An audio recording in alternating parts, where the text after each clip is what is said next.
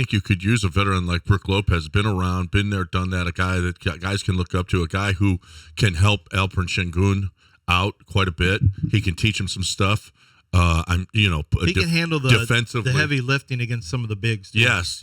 And Alperen Şengün is just not.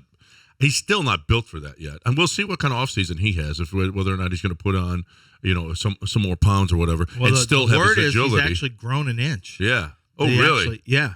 The word is Alperen Şengün grew, that he's taller now. Well, I can tell you that the Rockets are not. He's going to have to get much better defensively because the Rockets are not enamored with his defense. And Ime is the defensive coach, so Brook Lopez coming in here would bring that. And I think you could play Brook Lopez. You could play Alperen Şengün more as a point forward kind of not really point, but a guy that you start the offense. You can run him some in the high post. Yeah, absolutely, a lot more high screen and roll stuff. Yeah, at the free throw line, looking. I mean, a lot like they're doing. In Denver. So it's a little bit of a double big situation where you have two guys, is there going to be some lane clogging? There may be some. I guess that's going to be the concern. Yeah. Well, did you think that was why Ime kind of in his introductory press conference said that he wants to bring in different types of centers, not just a guy like Alpi, but he wants to bring in, I would feel, guys at the center position that have different skill sets, maybe more of a defensive guy, maybe one that's more of just a straight rim runner, just to kind of give a different look, to opposing teams. And maybe he's saying until matchups too. Yeah, until like Alpi figures it out, like we'll have kind of different guys to maybe kind of hide them defensively, maybe. Yeah, it could be some of it. I mean, I do envision them potentially playing at the same time, but well, you say clog the lane. You know how many threes per game Brook Lopez takes? How many? Average? Almost 5. Yeah, he's standing outside. No, he can shoot. Yeah, he can shoot threes. But with the way the Rockets, I don't see him post. I don't see him standing at the 3-point line during a high screen and roll.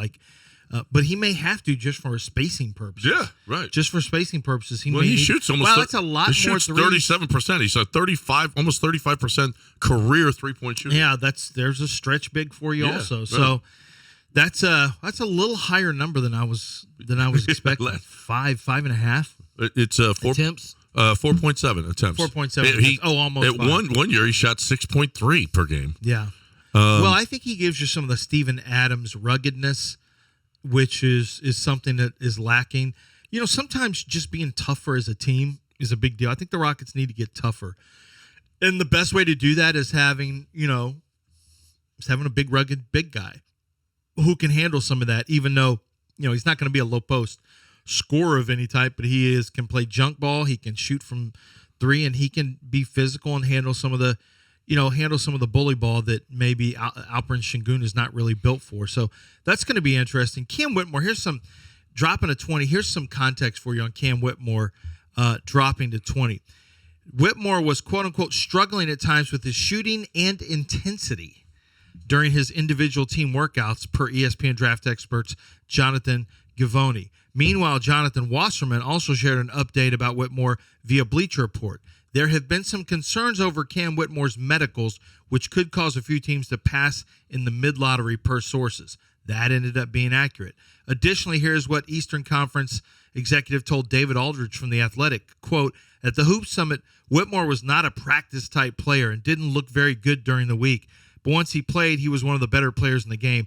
That's going to have to change at the NBA level. He's going to have to exert some effort, some ability and skill level in practice for a head coach to put him in the game. He's not going to be guaranteed minutes like he was at Villanova.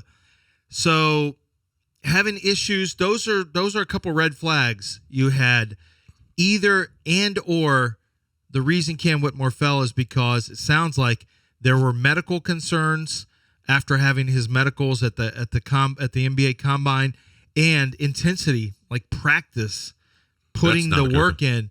That's mentioned more than once here in this article by insiders and executives that was a big issue for him. It is not only his individual personal workouts, but also with what he did at the Hoop Summit. So that's a little bit of a concern. You never like hearing he's not a practice type player. He needs to put in more effort. That's not something you love to hear. And then the medical stuff also, that's not something you love to hear. Listen, with Ime, That's going to change. What's Son, gonna you have ain't going to? to be here long. If you're going to, and by the way, you ain't going to get any playing time either. So you better change your attitude towards practice. You better change your attitude towards effort. You better change your attitude towards all of that stuff. Because, and listen, kids grow up too. I mean, if it was me, that's how I would have been about practice too. You know what I'm saying? When I was his age, I would have been like, I ain't all about this. Yeah, but you wouldn't have gotten drafted in the first round. With my talent, I might have. If Cam Whitmore is a hard practicer, he might have been picked inside the top 8. Right. But you know what? Cam Whitmore might grow up. He might mature. No, he could. He's still very young, but that's why this is, I think, NBA He's just drafts. 18, dude. NBA drafts are super hard because they're drafting guys who, I mean, they haven't even emotionally matured. They haven't even gotten close to emotional maturity. A lot of Here he is talking about being drafted 20th and the motivation. Like, motivates me to like 150% to, I mean, I don't even know, but it's just something where I just got to rethink. I mean, go in the next day, new mind, free mind, coming in that organization. I mean, with a chip on my shoulder, I have a lot of motivation on my mind, but at the end of the day, it doesn't really faze me. I mean, I know I'm different than everybody else, but it's just, another chapter in my life, another journey, just time to get to work. Hey, listen, that was a wake-up call.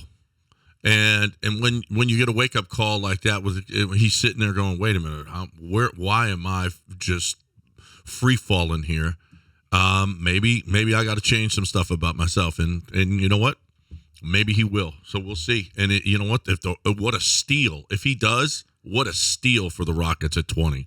Because he's got the talent to be a top 5 pick. Yeah. Yeah. He does. But it is all about, I can't be hypocritical. The two major areas of concern when you have first round picks in my draft is your football character. How much do you love it? Are you willing to put the work in? Are you willing to work hard and have the intensity? And then also, are you going to be available? Are you going to avoid injury? So there's a reason Cam Whitmore fell to 20 with his talent. And reading up on some of the stuff, the two big concerns were medicals and work, and ability to put the work in practice. And you're right, that has to change. Like that can't work with Udoka.